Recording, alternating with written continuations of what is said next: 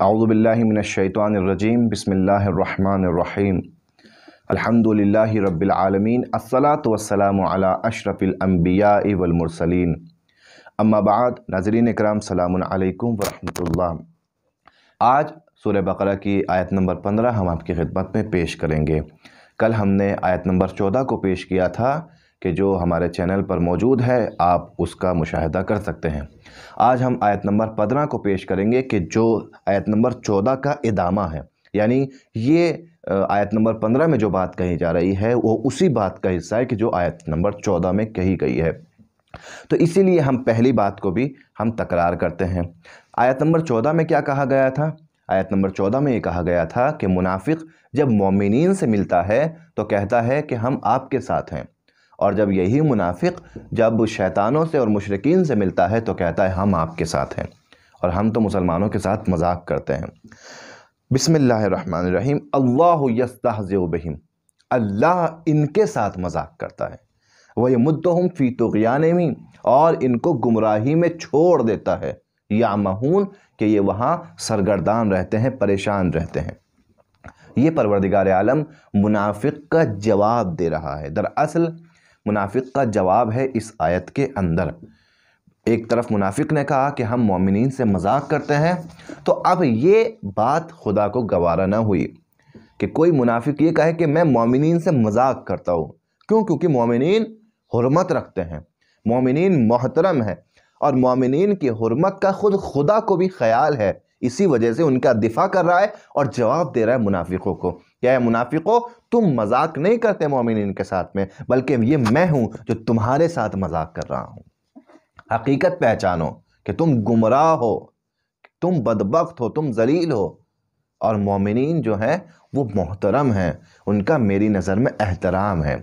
तो जहाँ परवरदिगार जवाब दे रहा है और दो सिफतें बयान कर रहा है। वो क्या?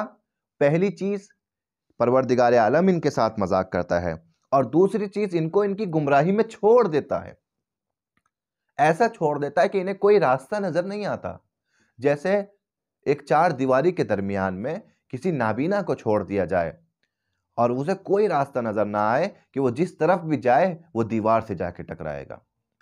इसी तरीके से मुनाफिक को भी परवरदिगार आलम ने गुमराहियों की चार दीवारी में छोड़ दिया है कि जहां भी जाएंगे अपने सर टकराते होंगे, लेकिन इनको रास्ता नजर नहीं आएगा। ये परवरदिगार कहना यह चाहता है कि ये इनके आमाल का नतीजा ये भुगत रहे हैं, मगर ये अपने आप को समझ रहे हैं कि बहुत बड़े ये कारनामा अंजाम देने वाले हैं कि हम मोमिनीन के साथ मजाक करते हैं। परवरदिगार कहता है मैं इन्हें गुमराही में छोड़ रहा हूं।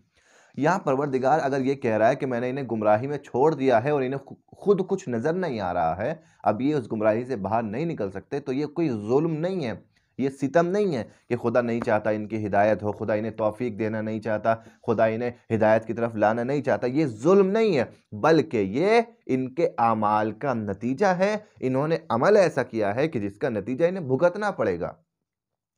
एक नतीजा भी इंसान की ज़िंदगी में ज़रूरी होता है। हर अमल का एक नतीजा होता है, हर अमल नतीजा देता है, और उस नतीजे को हम खुदा की तरफ जुल्म से मंसूब नहीं कर सकते। बिल्कुल इसी तरीके से कि जैसे मसलन इंसान अगर किसी जहर को पी ले तो ये जहर इंसान के बदन पर असरअंदाज होगा। अब हम ये नहीं कह सकते कि अल्लाह ने इस बंदे पर इस जहर को असरअंदाज क्यों किया, ये अल्लाह ने जुल्म किया। भाई इसने जहर पिया था, चाहे जानबूझ के पिया हो या गलती से पिया हो, लेकिन इस जहर ने इस बंदे के जिस्म पर असर किया है। उसी तरीके से इस मुनाफिक ने अपने निफाक के जरिए से ऐसे काम किए थे कि जिसका नतीजा इसे मिलना था, लेकिन यहाँ परवरदिगार को क्योंकि मोमिनीन के एहतराम को भी बताना है, लिहाजा अपनी तरफ मंसूब करके कहता है कि मैं इन्हें गुमराही में छोड़ देता हूं, और ये इस गुमराही से निकल नहीं पाते, ये इस गुमराही में ही भटकते रहते हैं। इस आयत में हमारे लिए वाक़ईन पैगाम मौजूद है, और वो पैगाम यह है कि इंसान को अपने आमाल के अंजाम के बारे में भी सोचना चाहिए।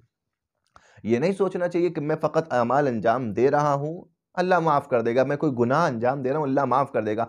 मैं जो गुनाह अंजाम दे रहा हूँ यकीनन अल्लाह उसको माफ़ कर सकता है, लेकिन उस गुनाह के सबब मेरी ज़िंदगी में अगर कोई मुश्किल आती है तो उसको भी कोई टाल नहीं सकता। वो मुश्किल मेरे गुनाह का नतीजा होगी कि जो मुझे भुगतनी होगी। लिहाजा उसी डायबिटीज़ के मरीज़ की तरह कि जिसको डॉक्टर ने मना किया हो कि भाई आप जो है मीठा ना खाइएगा, जिसको डॉक्टर ने ताकीद की हो कि आप मीठा ना खाइएगा, आपको डायबिटीज़ है, और वो जाए और जाने के बाद में खूब मीठा खा ले और बाद में आके डॉक्टर से कहे सॉरी मैंने मीठा खा लिया ज़्यादा, मुझे माफ़ करिएगा, तो डॉक्टर कहेगा कि मैं तो माफ़ कर दूंगा, मुझसे सॉरी बोलने से क्या होगा, मैं तो माफ़ कर दूंगा, मैं जो है डॉक्टर हूं तुम्हारा, मुझे तुम्हारी फिक्र है, मैं माफ़ कर दूंगा, लेकिन अब ये मीठा जो तुम्हारे बदन को नुकसान पहुंचाएगा उसे मैं नहीं रोक सकता, वो तुम्हें भुगतना होगा। इसी तरीके से परवरदिगार माफ़ कर देगा, लेकिन इंसान के अमल का जो नतीजा इंसान को भुगतना है, फिर उसके लिए भी इंसान को आमादा रहना होगा। लिहाजा इंसान को हर अमल अंजाम देने से पहले सोचना चाहिए कि उसका नतीजा अगर इंसान की ज़िंदगी में आ गया, क्या उस नतीजे को बर्दाश्त करने की ताकत इंसान के अंदर है या नहीं है। अच्छे अमल का भी नतीजा होता है और बुरे अमल का भी नतीजा होता है। परवरदिगार हम सबको राह मुस्तकीम पर गामज़न रहने की तौफीक दे। वस्सलामु अलैकुम व रहमतुल्लाहि व बरकातुहू।